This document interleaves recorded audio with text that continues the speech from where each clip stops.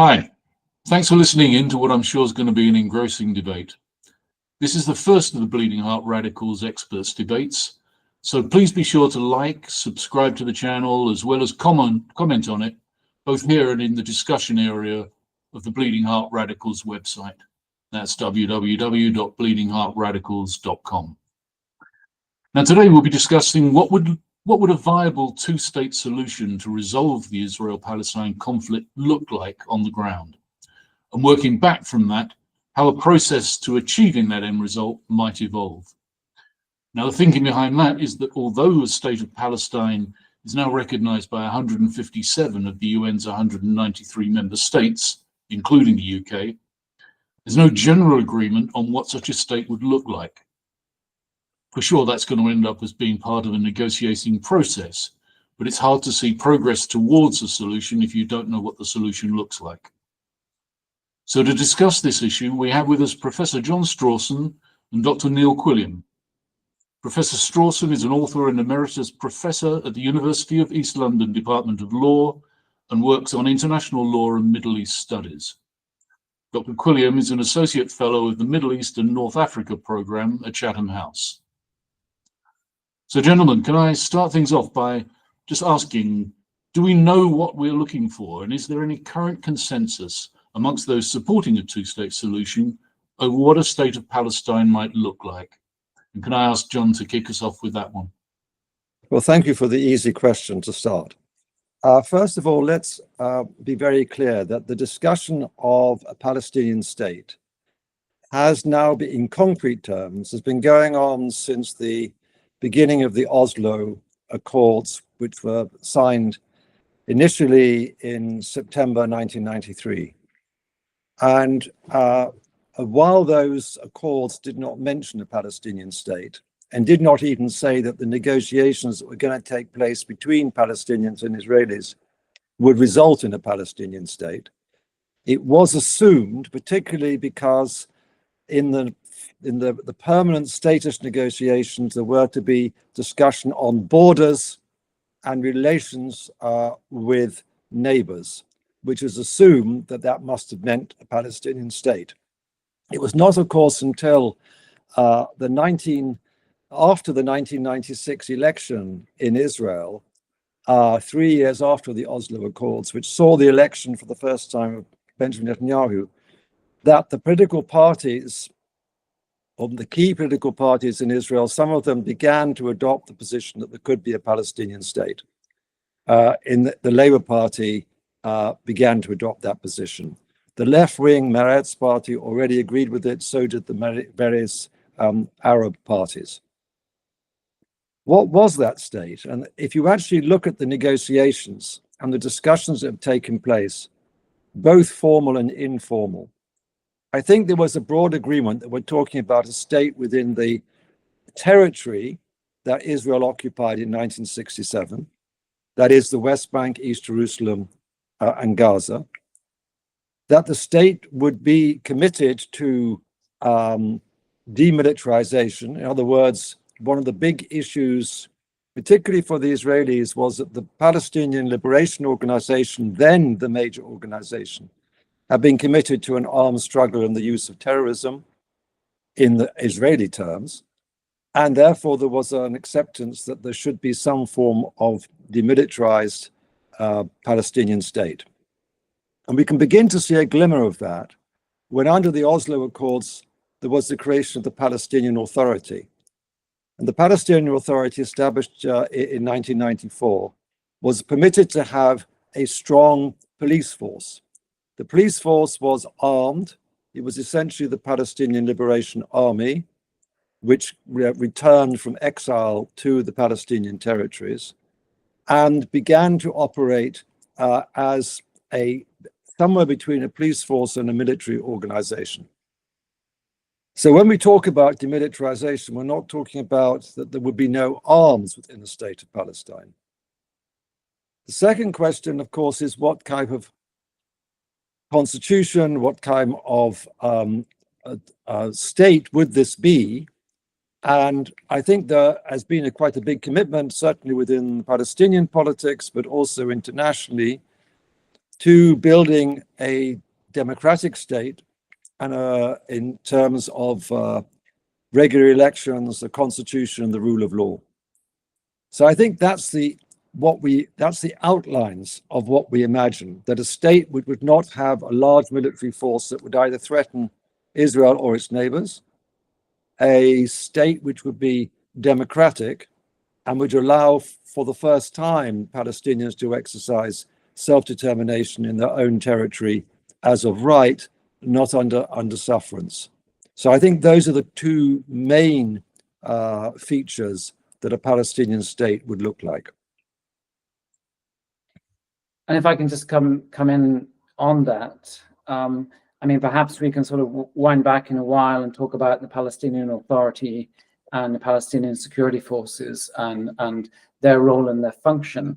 But at the outset, in terms of what does a two-state solution look like, particularly from the Palestinian side, I would just sort of draw reference to the Arab Peace Initiative, which was the Saudi initiative that was put forward at Beirut in 2002 at the Arab Summit, which essentially would recognize Israel if it withdraws from Gaza, if it withdraws more or less in its entirety from the West Bank. So a Palestinian state would be, as John has just said, geographically based in the West Bank in Gaza. And as part of that, there would be a wide-scale Arab League recognition of Israel. So that would essentially be the quid pro quo. And that's basically been the shorthand certainly post Oslo for where the state would be. Clearly, there are issues in and around that, what that looks like, how that's manifested, where that's reached, or where that reaches to, and also obviously there's a contemporary environment where the dynamics have shifted massively since 7th of October 2023, but also with Trump coming into the White House, this has also sort of shaken things up quite a lot. But for me, the shorthand for Palestinian state is West Bank, Gaza, East Jerusalem as the capital, and somehow a corridor between the West Bank and Gaza, and that's a contiguous part of the state. Yes, on that last point, which is very important, that one of the big arguments over the negotiations over Oslo was that the Palestinian legal team was very upset with the political leadership, which didn't in fact insist initially that Gaza and the West Bank should be regarded as one territory, which is quite extraordinary.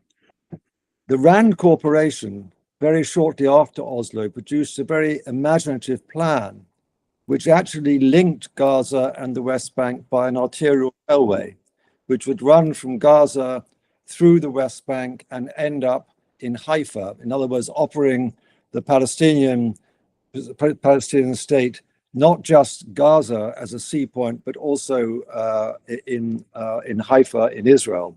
So I think there are ways in which you can create the contiguity that you need.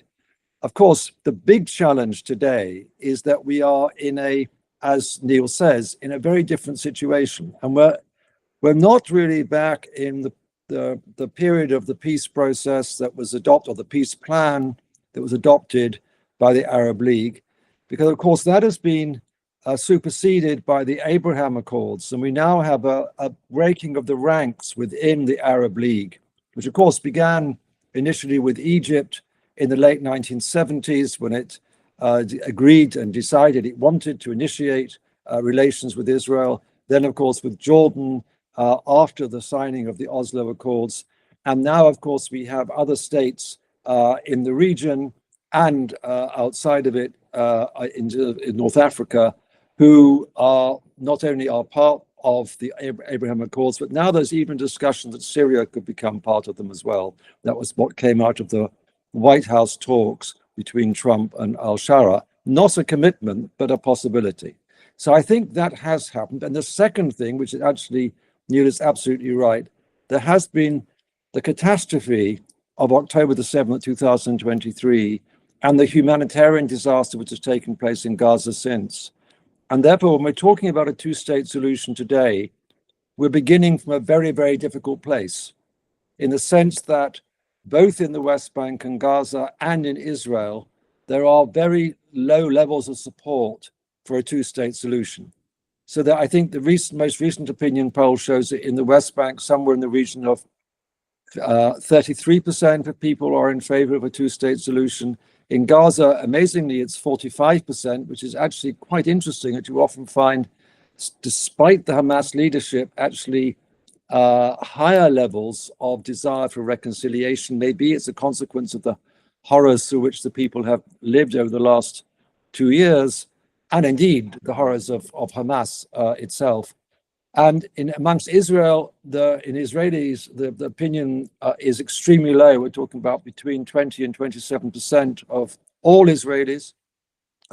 In the lowest, in terms of Jewish Israelis, we're talking of only 16%, and 50% of Israeli Jews believing that no solution is possible, that there's coexistence is impossible. So we have to recognize that we're beginning from a very different point in the cycle of this conflict. We have low levels of confidence amongst the population of the parties to the conflict that a solution is possible. And yet, ironically, we have a higher level of states in the region who actually recognize the state of Israel. And we know that, of course, Saudi Arabia was on the point, possibly, of normalizing relations with Israel in October 2023 as a consequence of the deal which was being developed with the United States over technology transfer and security questions. So I think that that's a contradiction which we begin in the search for how this might come about. Absolutely, and Mohammed bin Salman, Saudi Arabia's Crown Prince, is visiting the White House in the next few days, and the issue of normalization will be probably one of those issues that are tabled. I do look at Saudi Arabia very, very closely, and it's nowhere near ready or willing to normalize at the moment. But it has sort of set out its stall quite clearly. What for normalization to take part, there would have to be a substantive progress, however we characterize that, substantive progress towards the establishment of a Palestinian state. And I think the mood in Saudi Arabia since October 2023 has changed massively. I sort of go to the kingdom a lot, and I engage particularly with different youth communities. And prior to 2023, I think it would be right to say that most young Saudis didn't really think much about Israel or Palestine. That wasn't something that was on their mind. Vision 2030, transforming the kingdom was everything, and the issue really was something that would sit much more with the parents or the grandparents. There were the sensitivities around that.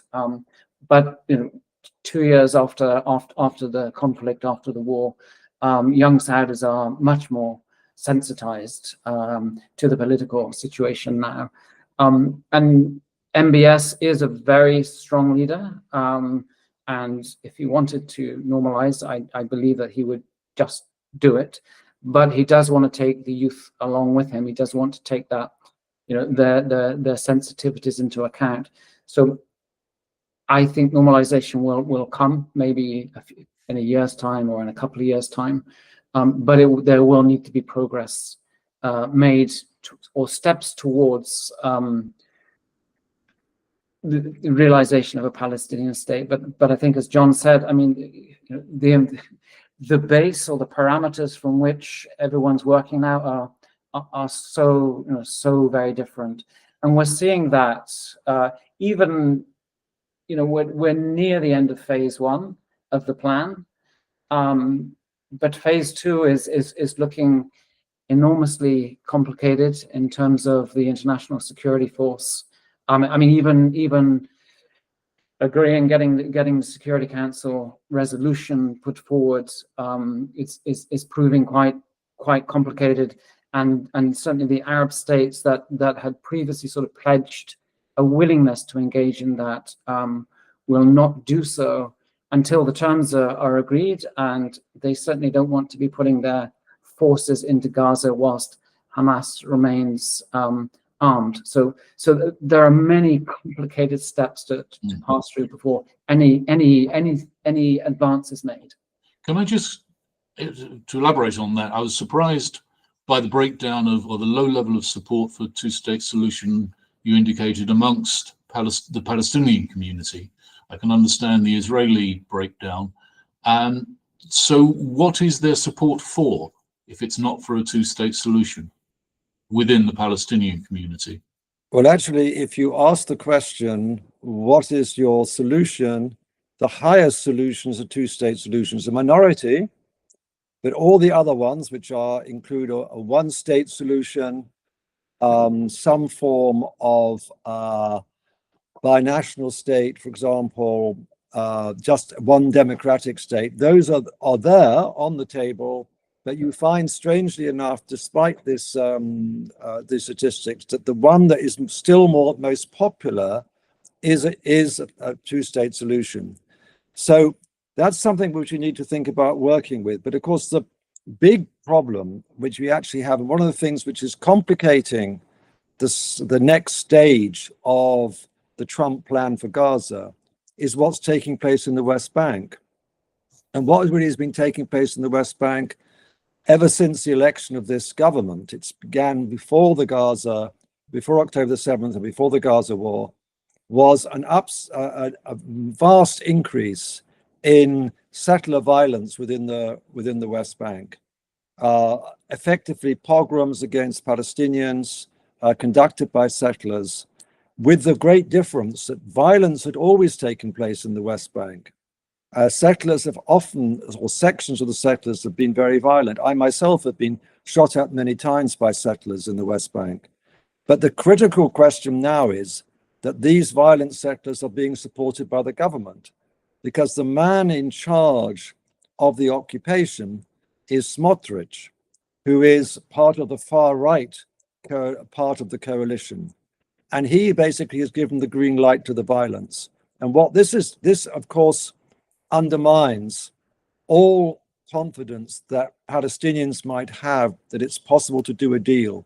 Because not only has there been violence, there's also been forced displacement. At least 3,000 people have been displaced, possibly more, in effect, in the terms of the law, in terms of reality, possibly as many as 10,000. Awful violence has taken place. People have been killed. Property has been destroyed. People have been made to feel very insecure.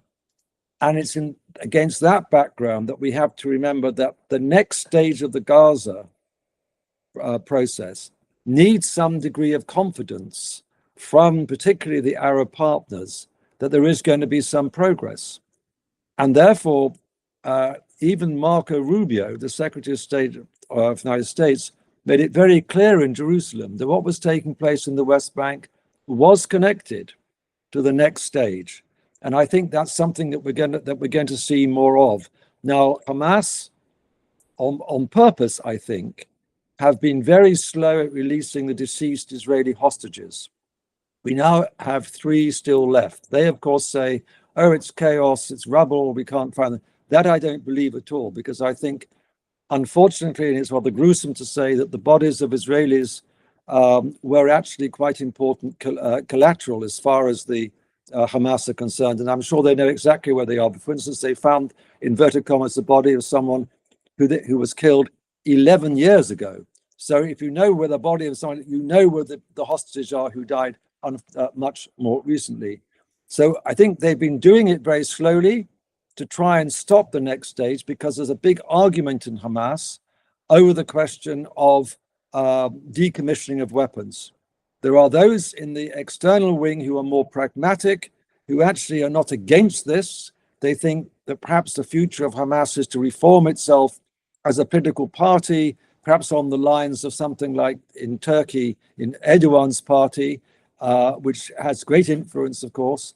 And this, by the way, is part of the tradition where Hamas comes from, because it came not from a violent tradition, but from an Islamist tradition in the West Bank, which was quite quietist. In fact, it opposed the PLO's terrorism, as they called it, because they said it brought attacks upon the Palestinians. This was in the 1980s. It was only in 87 that the Hamas was founded and this violent term took place. So there is this argument taking place within Hamas. But I think that those in Hamas on the ground in Gaza are very keen not to get to the stage of being disarmed.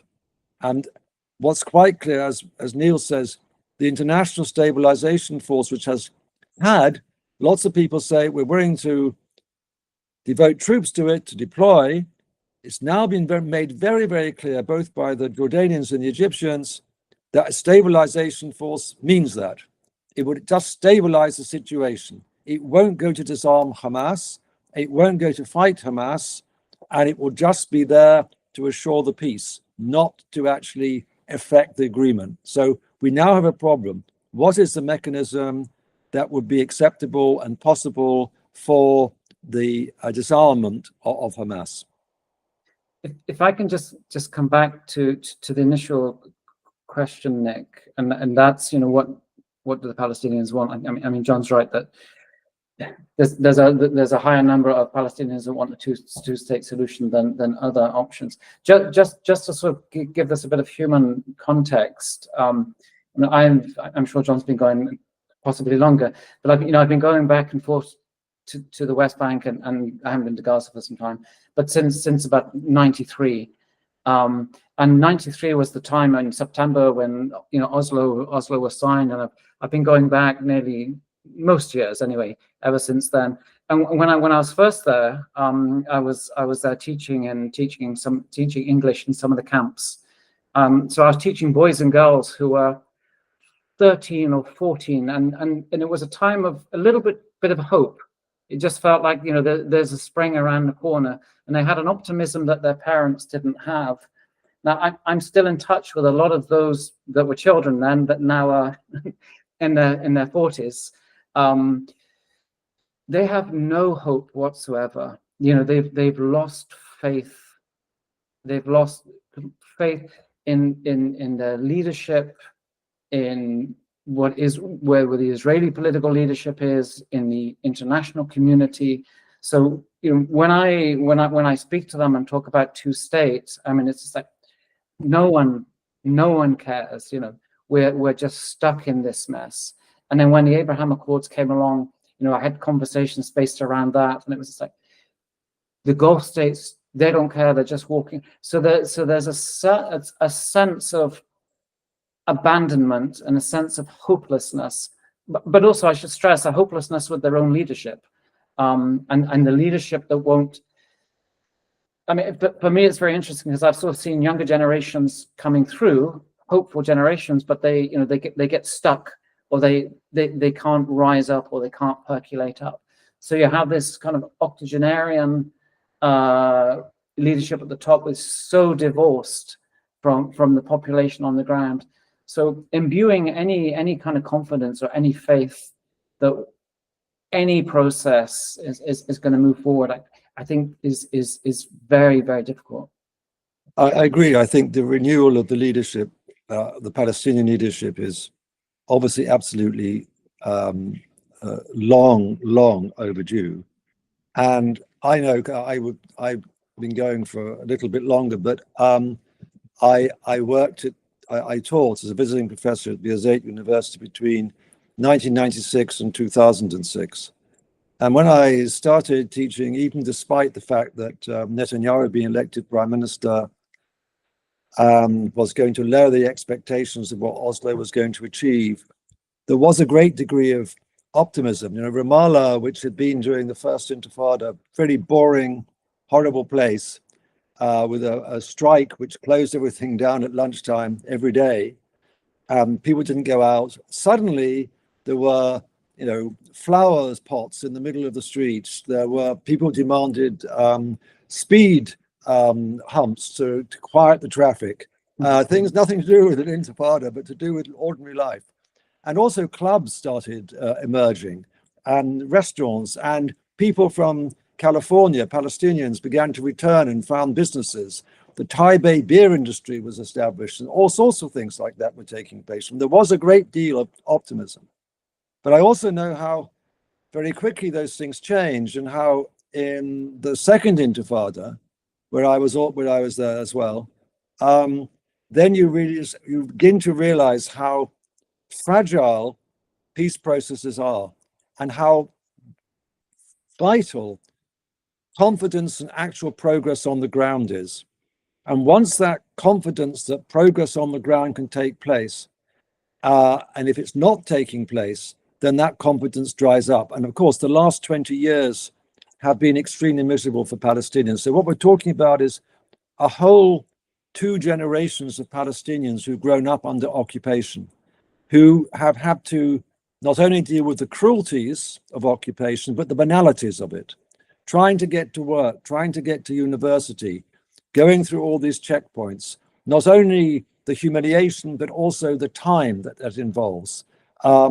And also the fact that large numbers of Palestinians have tried to benefit from this process. Taxi drivers, for instance, charge exorbitant amounts of money for going to places.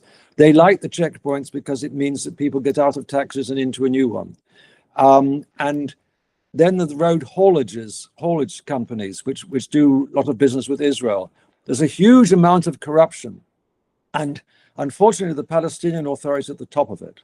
Now, the Israelis know that if they wanted to help the process of a 2-state solution, and they really wanted to think about a solution to the conflict after 77 years, they would release Mustafa Barghouti, who is the only person, I mean, he's now in his 60s, but he is the only person, I think, who is capable of speaking on behalf of the Palestinians, of uniting the Palestinians. And in the end, I think he's strong enough to do a deal. The problem with Mahmoud Abbas is that, unlike Yasser Arafat, who could have done a deal, but for all sorts of reasons were unable to do it in the Camp David in 2000, when Olmert offered Abbas the deal, which was the Palestinian state basically within the occupied territories with a bit of land swaps, and actually had a map, Abbas walked away from the talks. And I think it's because he's simply not strong enough to deliver, where I think that's the big issue that you always need. You have to have strong leaders to negotiate with, not weak leaders. And we learned that really from Anwar Sadat, that when Anwar Sadat felt that he'd won a war against Israel, actually he'd lost it, but he felt he'd won the 1973 war. He was able to then be strong enough politically to actually take the initiative to do a deal. And that's what the Palestinians lack, that confident leader. And that obviously is a big factor.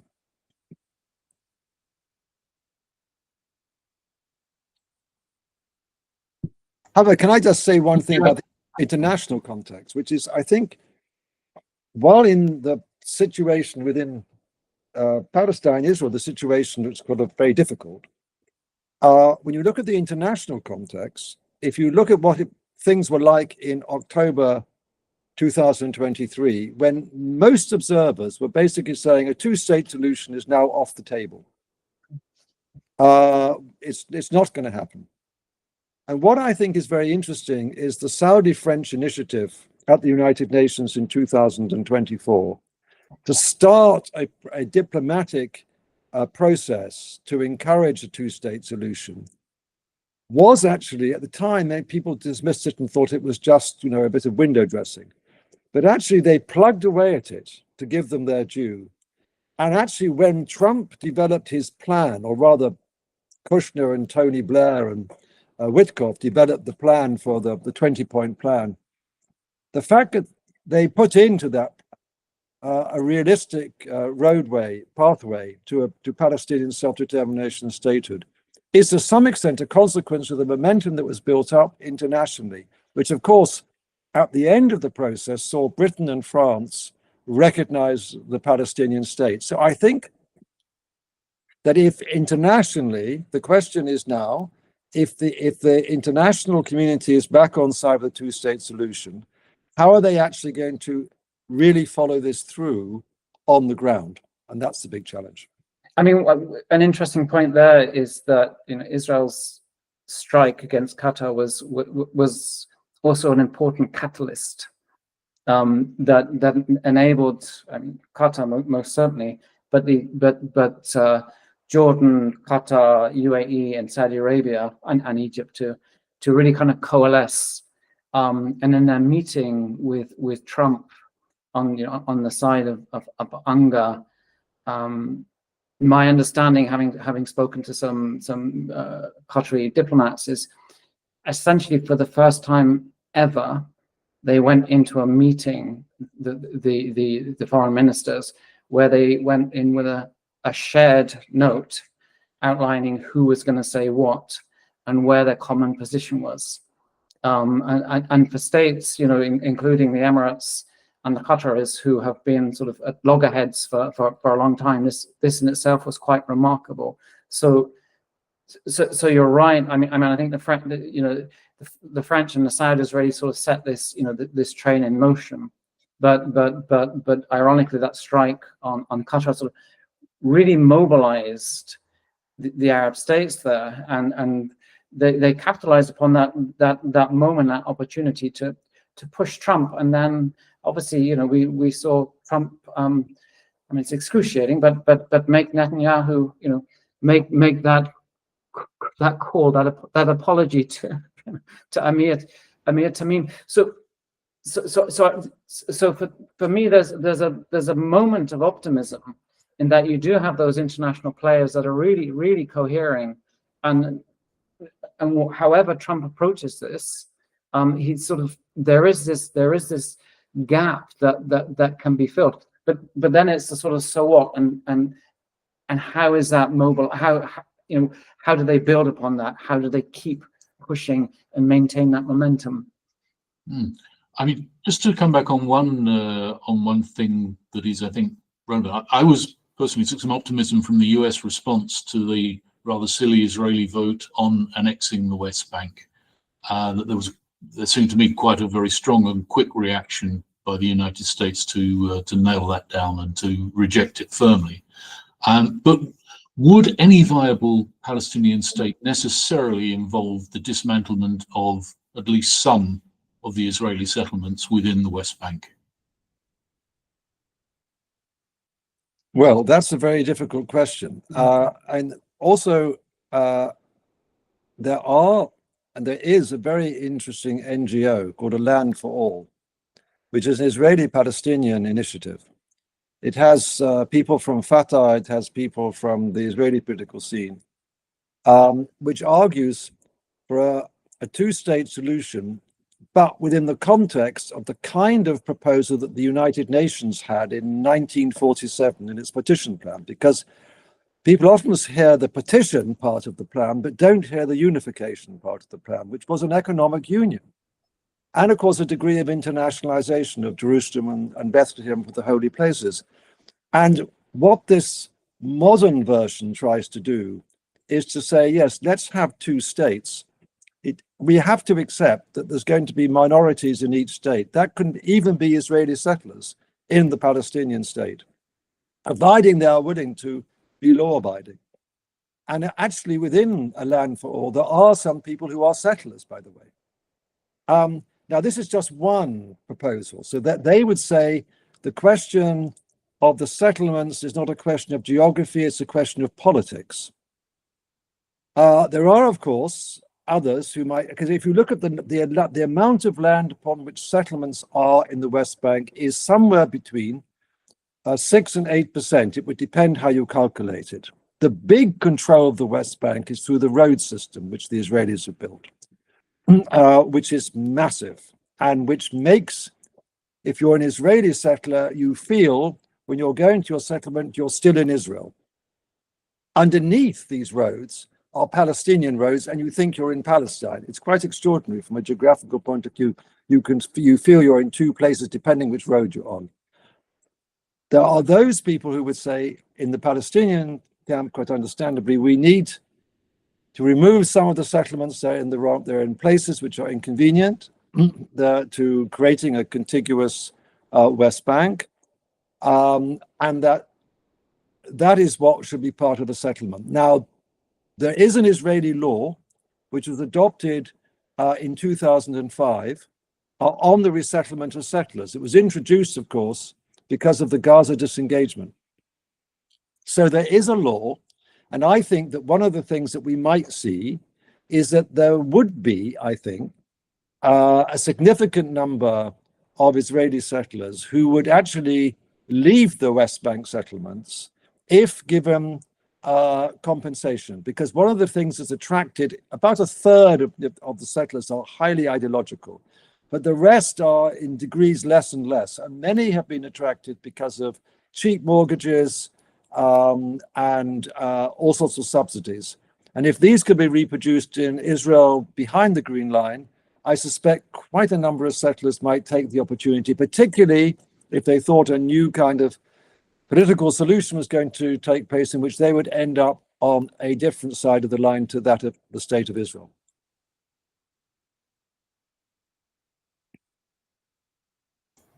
Okay, maybe we can lead it back into, as you've alluded to, stage one ends pretty soon. Does it fall apart in stage two, or do we have a process that can be built on and gradually confidence building to create something more tangible?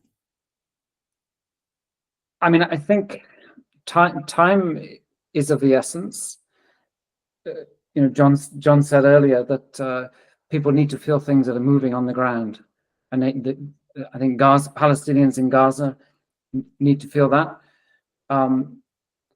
But in terms of, I mean, Hamas is dragging its feet. We don't know how or who is going to decommission Hamas with its weapons. There is no process yet understood or set in place. There needs to be the UN Security Council. Certainly none of the Arab states are going to join up. I mean, I think we've gone past that now, but at least going to join up with a sort of US-led project where there is no US, sort of boots on the ground. So it has to have a mandate from the UN Security Council. But that issue around decommissioning, that issue around disarming, it's complicated. Nobody wants to go in, or very few want to go in. Certainly not the Arab countries want to go in and put their boots on the ground. The Emiratis, the Egyptians have come out and the Jordanians have come out quite strongly and said that, because their fear is they're just going to simply be drawn in or sucked into a conflict, and then they will be seen as the occupier, as the oppressor. And then I'm sure Israel would sit back and just say, okay, you guys get on with that and you manage that. So there's a lot of complicated process to go through, and there's a lot of difficult sequencing. My concern where I am is that if the US is taking the lead on this, I'm not sure that this current administration has the capability, the means to actually put that in process. And then as part of that as well, there is the issue, of course, about creating a new sort of Palestinian entity, a technocratic entity that would begin to administer Gaza. There are complications around that. Would that be ultimately subservient to the Palestinian Authority? What is the relationship going to be there?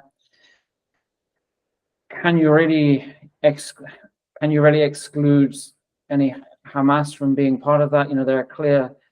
There are limits the Arab states don't want Hamas to be part of that. Obviously, Israel and most of the Western states don't want to be part of that. But you come down to that issue: who is Hamas? I mean, you have the armed wing, but a large part of the population will be sympathetic to or will be part of.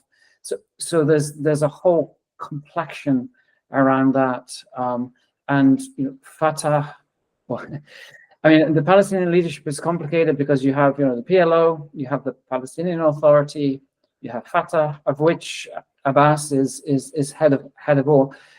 They don't want to cede any ground either to any technocrats that they don't feel that they can exercise influence over, or any others within Gaza. So you've got to struggle playing it. Just to say there's quite a long way to go. It's going to need a lot of careful negotiation and sequencing. In the interim, we are still seeing Palestinians in Gaza killed. We're still seeing buildings bulldozed, and we're still seeing Hamas out in the streets, fighting the gangs.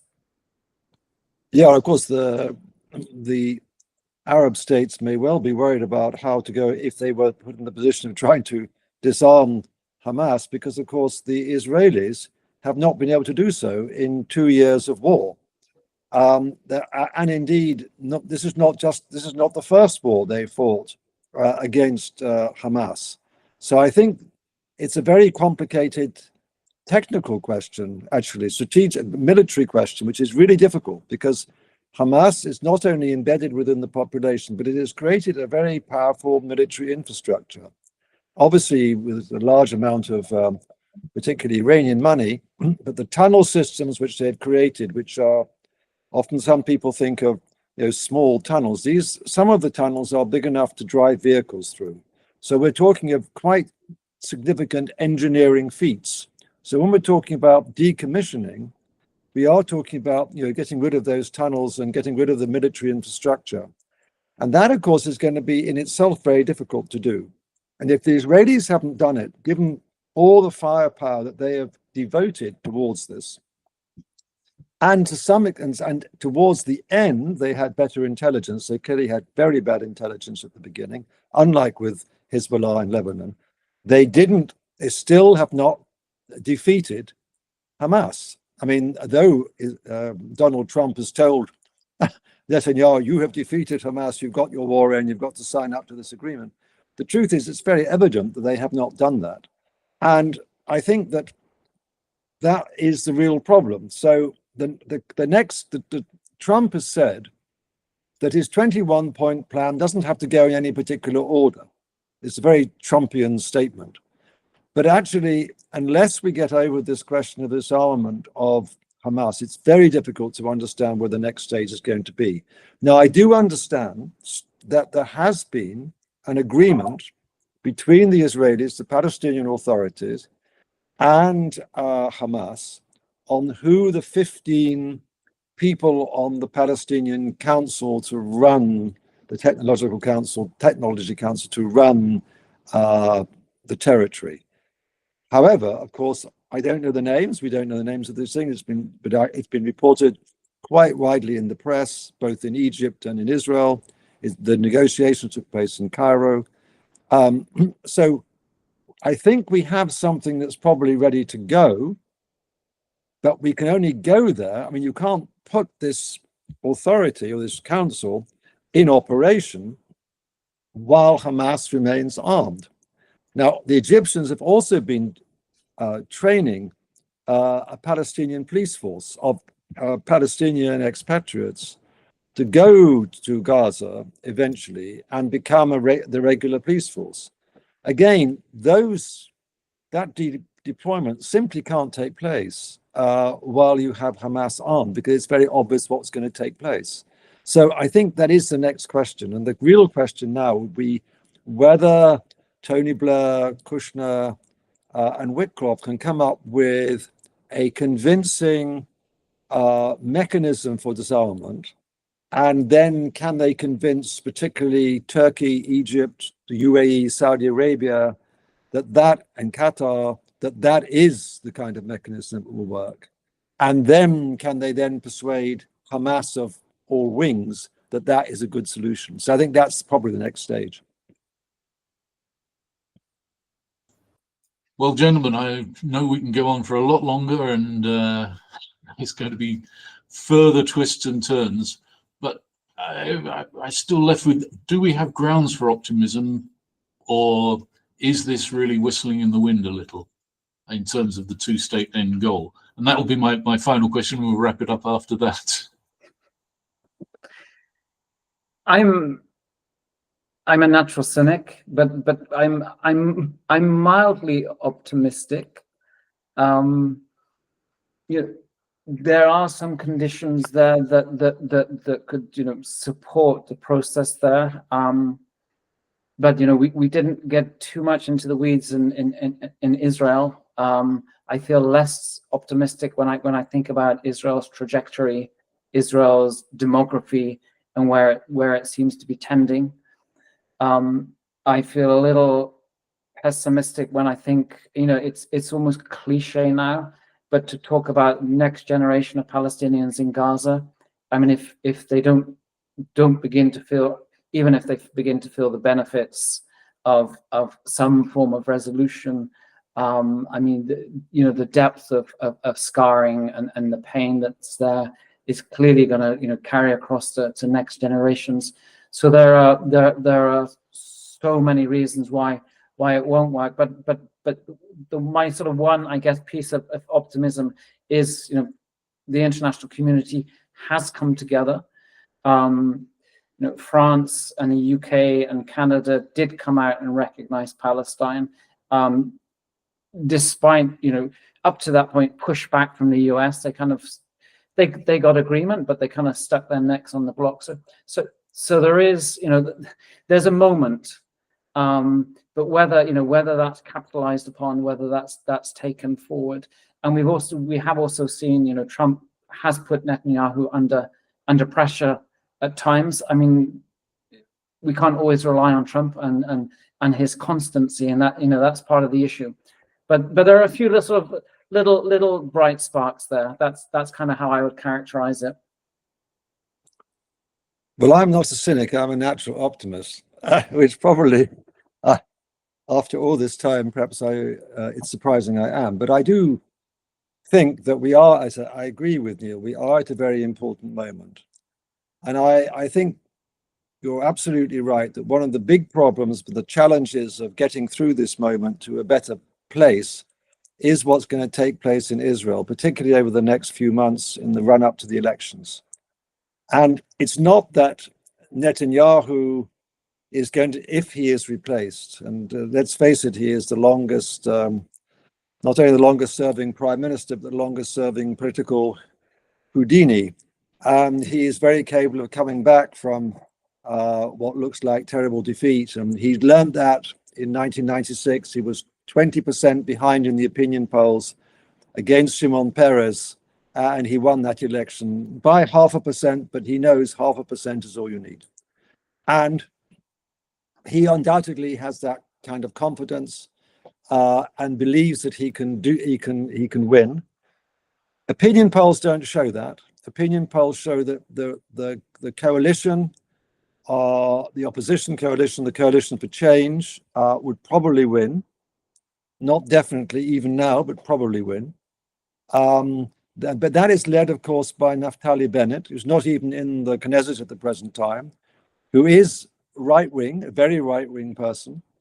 It would include a coalition which would have Yair Lapid of the centrist Yesh Atid party, who is in favor of a Palestinian state.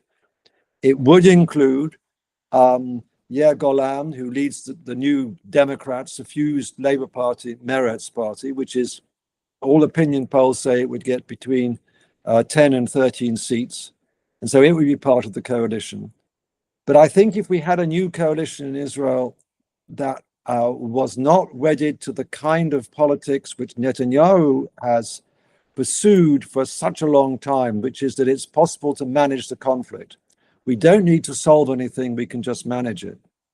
And I think that has been soporific within Israeli politics. But I think there is a real understanding amongst some of the politicians in the coalition that might take office that you cannot continue doing what you did in the past, because that led to October the 7th.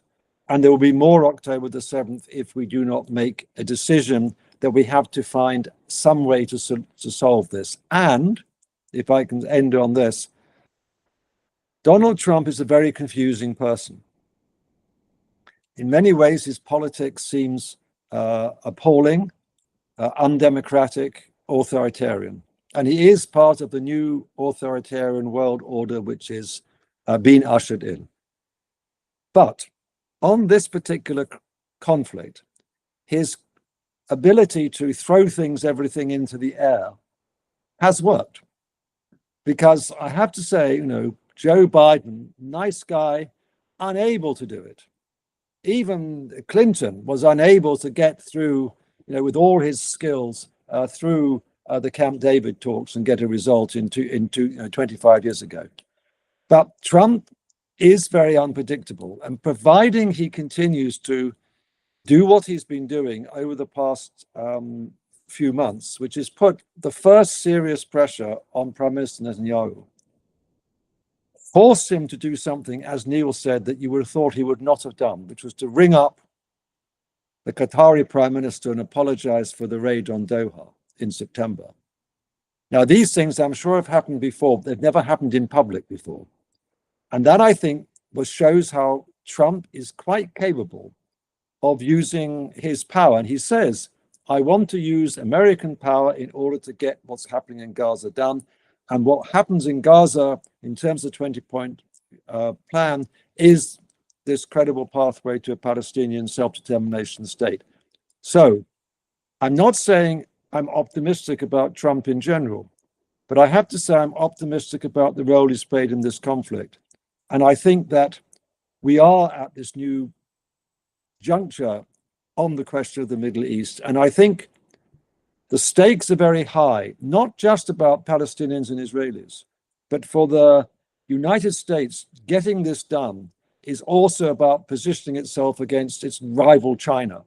The Middle East is the least area which is penetrated by Chinese investment. The United States knows it's a huge market. It's a very important market, both in terms of technology, energy resources, and so on and so forth. And the diversification which is taking place across the region, not just in Saudi Arabia, is going to offer the United States huge possibilities. And I think that is something which is going to drive the United States. And that's why I get my optimism for it is from that realistic point of view. And I also think that what the Israelis, who are marking this month the 30th anniversary of the assassination of Yitzhak Rabin, need to remember what Yitzhak Rabin said. And he said that you have to make calculated risks for peace. Nothing is guaranteed, but unless you do that, you can't actually change. And I do think that the opinion polls that we have at the present time, both amongst Palestinians and Israelis, will remain like that until political leadership is given. And I say this from a very good position. In 1993, just before the Oslo Accords were announced, there was pessimism, both in the West Bank, where of course there was this, the Intifada, the first Intifada was still taking place, and in Israel, that anything could be done. But once the initiative was announced, the rise of support for the Oslo Accords on both sides was quite enormous. So I'm just hoping that we can begin to recreate some of that. I don't mean to be over-optimistic. We have to be realistically optimistic. In that sense, I agree entirely with Neil. Well, on that note, may I thank you both very much indeed for the time and the insight. It's, as I say, we could go on all day, but there are limits to these things.